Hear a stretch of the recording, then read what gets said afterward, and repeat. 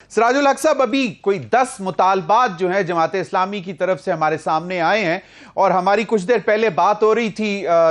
जो वजीर मुमलिकत हैं उन्होंने जो हमें नंबर्स दिए, उन्होंने कहा जी एक एक मुतालबा जो है वो 1000 अरब रुपए में पड़ेगा और पहले ही 9000 अरब रुपए का हमारे पास खसारा है। तो वो उन्होंने कहा कि ये 13-14 हजार अरब का खसारा पहले ये भी बता दें जमात इस्लामी कि हम ये कहां से पूरे करेंगे। बिस्मिल्लाहिर्रहमानिर्रहीम, कोई मुश्किल नहीं है। इखलास चाहिए, अज़म चाहिए। अगर इनके अयाशियों के लिए पैसे हैं तो आवाम के लिए पैसे क्यों नहीं हैं। ये तो अभी एक किताब आई है डब्ल्यू बेकर्स की, उन्होंने लिखा है कि पाकिस्तान की सिर्फ 2 हुक्मरान खानदानों का पैसा जो बाहर पड़ा है वो भी 2 खरब 50 अरब से ज्यादा है। और उसने साथ ये भी लिखा है कि अगर इस पे कोई शक है तो बेशक हमें अदालत में चैलेंज करें। तो अगर ये हुक्मरान ज्यादा नहीं, कम अज कम कुर्बानी दे देना जी, तो ये मसाइल हल हो सकते हैं।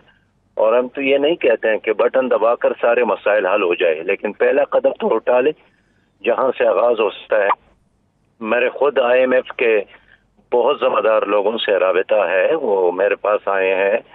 उसने मुझे बताया है कि हमारा डिमांड ये नहीं है कि आप बिजली की कीमतों में इजाफा करें। हम ये कहते हैं कि जो चोरियां हैं उसको ख़त्म करें तो भी आप अपने पाँव पे खड़े हो सकते हैं, और जो मुफ्तखोरे हैं उनकी बिजली बंद करके भी आप आवाम को रिलीफ दे सकते हैं।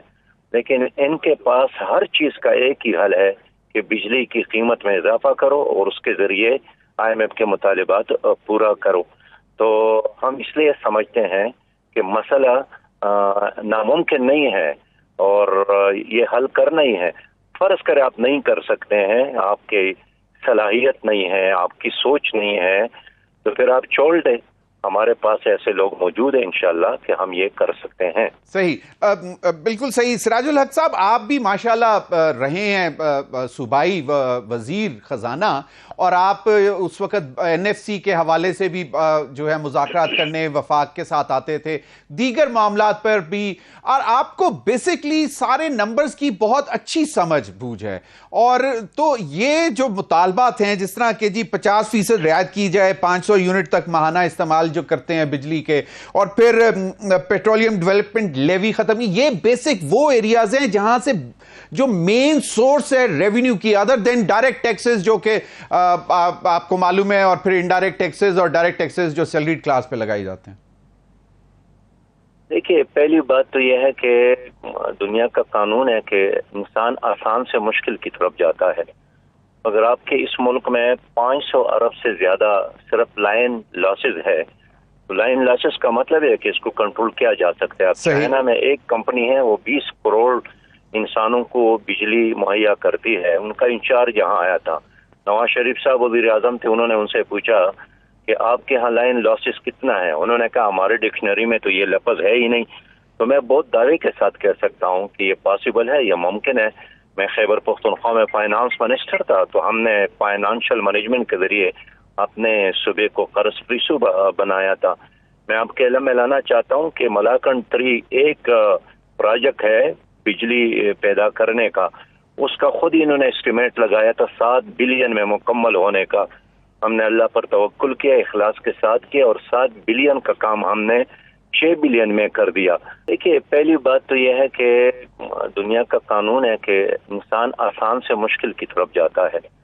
अगर आपके इस मुल्क में 500 अरब से ज्यादा सिर्फ लाइन लॉसेज है, तो लाइन लॉसेज का मतलब है कि इसको कंट्रोल किया जा सकता है। अब चाइना में एक कंपनी है, वो 20 करोड़ इंसानों को बिजली मुहैया करती है। उनका इंचार्ज यहाँ आया था, नवाज शरीफ साहब वज़ीर आज़म थे। उन्होंने उनसे पूछा कि आपके यहाँ लाइन लॉसेस कितना है। उन्होंने कहा हमारे डिक्शनरी में तो ये लफ्ज है ही नहीं।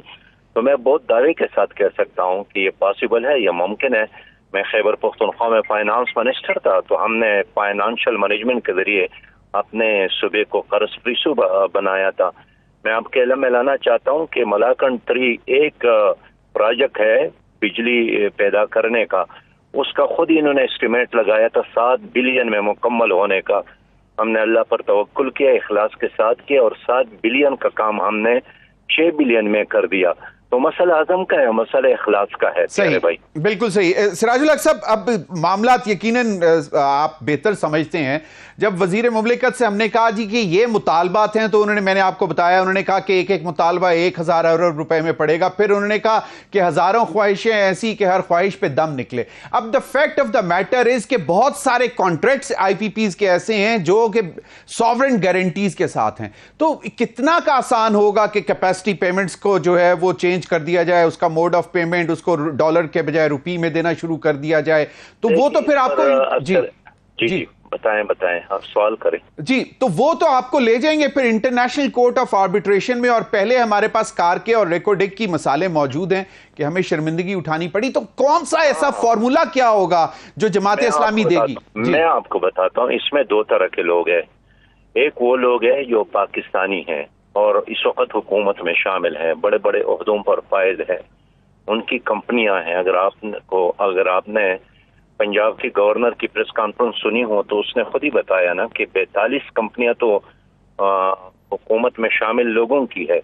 صحیح. تو کیا اپنے پاکستانی شہری جو ہم پر حکومت بھی کر رہا ہو، جس نے عوام سے ایک ووٹ کی بنیاد پر اس وقت اقتدار میں بھی شامل ہو، وہ بھی ہمیں بین الاقوامی معاہدوں کے حوالے سے ادھر لے جائے گا یا پاکستان کی عدالتوں میں جائے گا؟ بالکل صحیح. باقی اس کا دوسرا فریق وہ ہے جو باہر کے ہیں، ان سے ہم باہر کے حوالے سے دیکھیں گے، وہاں جا کر ہم ارگو کریں گے. لیکن پہلے جو اس میں پاکستانی شامل ہے ان پر تو پاکستانی قانون ان سے تو توقع کرنی چاہیے. بالکل بالکل صحیح فرمایا. اب مجھے ایک کوئکلی سراج صاحب یہ بتائیں کہ یہ جو ان مطالبات ہیں ان میں کوئی لچک ہو سکتی ہے، اور آپ کی جانب سے، جماعت اسلامی کی جانب سے، کوئی کمیٹی فائنلائز ہو گئی ہے جو حکومتی کمیٹی سے مذاکرات کرے گی؟ دیکھیے، اس وقت تو کمیٹی وہ قبل از وقت ہے. آج تو ہم بیٹھ گئے ہیں، ابھی تو ہم بات کر رہے ہیں، ابھی تو ہم عوام تک اپنا پیغام پہنچا رہے ہیں. لیکن میں آپ کے علم میں لانا چاہتا ہوں کہ بجلی کا مسئلہ لا ینحل نہیں ہے. اس لیے کہ بجلی بنتا ہے پانی سے جو ہمارے ساتھ وہاں پر ہے، سولر ہے جو ہمارے ساتھ سمندر سے بھی زیادہ سولر کا وہ موجود ہے، ونڈ ہے جو ہمارے ساتھ موجود ہے، کوئلہ ہے جو ہمارے ساتھ موجود ہے. آخر کون سی ایسی چیز ہے جو ہمارے ساتھ نہیں ہے؟ بالکل آپ کے اپنے باغ میں بہترین پھل موجود اور اس کے باوجود بھی آپ باہر سے پھل منگواتے ہیں، تو اس کا مطلب یہ ہے کہ یا بہت زیادہ پیسہ رکھتے ہیں یا بالکل پاگل ہے. صحیح. سراج الحق صاحب، آخری سوال اور مختصر جواب، یقیناً آپ کے پاس بھی وقت کم ہے، کہ کیا ادھر پنڈی میں ہی بیٹھے رہیں گے یا دباؤ ڈالنے کے لیے دوبارہ وہ جو پہلے پلان تھا اس طرف بڑھیں گے؟ کیونکہ حکومت تو شاید کمفرٹیبل ہے کہ آپ یہاں پہ بیٹھے رہیں. ہم کچھ بھی کر سکتے ہیں، اور ہم یہ دیکھتے ہیں کہ حکومت کس حد تک عوام کو سن رہی ہے. صحیح. اگر عوام کو سن رہی ہے، بات مان رہی ہے، تو ڈرنا بذات خود کوئی مقصد نہیں ہے. اصل مقصد تو وہ مطالبات، وہ مسائل حل ہونا ہے جس سے ہر پاکستانی اس وقت دو چار ہے. صحیح.